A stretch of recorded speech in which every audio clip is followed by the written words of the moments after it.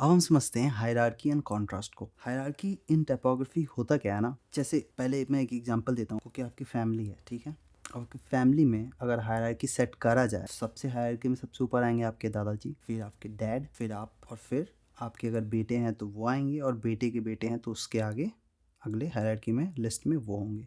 मतलब कि जो सबसे इम्पॉर्टेंट या सबसे बड़ा या सबसे ज़्यादा रिस्पेक्टेबल पर्सन है वो सबसे ऊपर है। किसी भी पॉइंट ऑफ व्यू से अगर आप उसे डिवाइड करना चाहते हो तो हमारे टाइपोग्राफी में ना सेम सेटअप होता है कि जो सबसे इम्पॉर्टेंट चीज़ है उसको सबसे बड़ा रखते हैं। जैसे ये मैंने, क्योंकि मेरा सबसे इम्पॉर्टेंट चीज़ इसमें है हायरार्की और कॉन्ट्रास्ट, मैं आपका ध्यान सबसे जो इम्पोर्टेंट टॉपिक है इस पे लाना चाहता था, इसलिए मैंने इस फॉन्ट को बड़ा रखा। तो इस हायरार्की में मैंने इस फॉन्ट को ऊपर रखा है, उसके बाद उसके नीचे मैंने इस फॉन्ट को रखा है जो कि हायरार्की एंड टाइपोग्राफी है। फिर उससे कम इम्पोर्टेंस मैंने इसको दिया है, और उससे भी कम इम्पोर्टेंस मैंने इसको दिया है। इसे हम हायरार्की कहते हैं। और जो नेक्स्ट है वो है आपका कॉन्ट्रास्ट। कॉन्ट्रास्ट का मतलब कि किसी भी चीज़ को बड़ा दिखाना है ना, तो उसके सामने छोटी चीज़ को रख देने से ना कॉन्ट्रास्ट ऑब्वियस हो जाता है। अब कोई बंदा 5 फीट 6 इंच का है, वो अकेले खड़ा है, तो वो बंदा कितना बड़ा है ये जज कर पाना ईजी नहीं होगा। लेकिन जैसे ही एक 6 फीट का बंदा साइड में आ जाता है ना, तो डिफरेंस दिख जाता है कि अच्छा ये बंदा उससे 6 इंच के आसपास छोटा है, तो इसका 5 6 होगा, ऐसे करके तो वो क्लियर हो जाता है। सेम चीज़ आपके टेक्स्ट में भी है कि आप कॉन्ट्रास्ट जनरेट करते हो जिससे आपके कॉम्पोजिशन में इंटरेस्ट बनता है। अब इस टेक्स्ट को, इस टेक्स्ट को और इस टेक्स्ट को सबको मैं अगर सेम साइज में रख देता तो मुझे ये नहीं पता चलता कि कौन सा टेक्स्ट हमारा इंपॉर्टेंट है। अब यहाँ पे मैंने क्योंकि कॉन्ट्रास्ट जनरेट कर दिया है तो पता चल रहा है कि ये इंपॉर्टेंट वर्ड है। अब मैं यहाँ पे आऊँ तो आपको हायरार्की एंड कॉन्ट्रास्ट एग्जाम्पल में के थ्रू समझाता हूँ।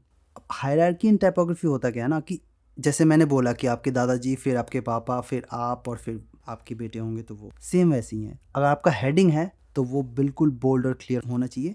जैसे कि मेरा ये हेडिंग है तो ये क्लियर और बोल्ड है, ठीक है। उसके बाद आपका सब हेडिंग, सब हेडिंग हमारा है हायरार्की एंड टाइपोग्राफी और कॉन्ट्रास्ट। उसके बाद हमारा है बॉडी टेक्स्ट, तो बॉडी टेक्स्ट उससे भी छोटा है, इससे हम हायरार्की कहते हैं। अब जहां तक रही कॉन्ट्रास्ट की बात, कॉन्ट्रास्ट मतलब होता है कि किसी भी चीज में डिफरेंस दिखाना। अब वो डिफरेंस आप साइज से भी दिखा सकते हो, जैसे मैंने यहाँ पे दे रखा, आप उस डिफरेंस को साइज से दिखा सकते हो, कलर से दिखा सकते हो, उसके फॉन्ट से दिखा सकते हो, और इन तीनों को कंबाइन करके भी दिखा सकते हो। जैसे मैंने यहाँ पे कलर भी चेंज कर दिया है, इसमें अगर कॉन्ट्रास्ट देखें तो कलर का भी कॉन्ट्रास्ट है, साइज का भी कॉन्ट्रास्ट है, और वेट का भी कॉन्ट्रास्ट है। तो इन सारों को यूज करके मैंने ये क्रिएट करा है। तो आपके पास चॉइस होता है, आप या तो साइज में कॉन्ट्रास्ट दे दो, या कलर में कॉन्ट्रास्ट दे दो, या फिर फॉन्ट में कॉन्ट्रास्ट दे दो, या फिर तीनों में से किसी दो को कर लो, या फिर तीनों के तीनों को कर लो। ये आपके ऊपर होता है कि आपके डिज़ाइन के अकॉर्डिंग क्या रिक्वायरमेंट है, उसके अकॉर्डिंग आप डिसीजन लेते हो। लेकिन ये मोस्टली, मैं जितने भी मैं जूनियर्स के साथ काम करता हूँ, मैंने मोस्टली यही देखा है कि मोस्टली लोगों के साथ ये प्रॉब्लम होती है कि उन्हें चीज़ों में कॉन्ट्रास्ट क्रिएट करने से डर लगता है। आपको डरना नहीं चाहिए, आप उसे खींच के बड़ा कर दो पूरा, और एक को छोटा कर दो, देखो कि क्या इंटरेस्ट जम रहा है, नहीं जम रहा है, एक्सपेरिमेंट करो, तो आपका